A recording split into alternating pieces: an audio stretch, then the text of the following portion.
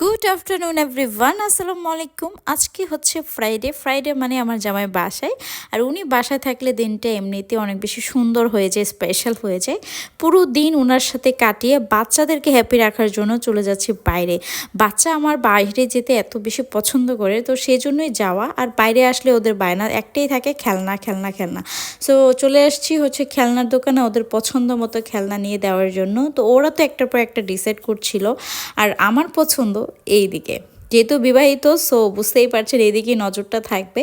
So চিতই পিঠা নিয়ে আসছি, আর সাথে ছিল শুটকির ভর্তা। এটা দিয়ে হচ্ছে জমিয়ে খাবো। আর আমি নিয়ে আসছিলাম কিছু আর্টিফিশিয়াল পাতা, যেগুলো আমার কাছে ভীষণ ভালো লাগে। আর আমার কাছে এইগুলো দিয়ে ঘর সাজাতেই বেশি ভালো লাগে, যেহেতু আর্টিফিশিয়াল কোনো ঝামেলা নেই, জাস্ট মুছে দিলেই হয়।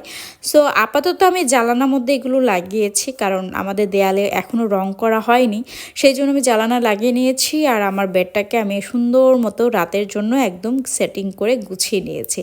যেহেতু এখন শীত, অবশ্য কম্বল লাগবে, সো এইভাবেই হচ্ছে আমার বিছানাটা থাকে।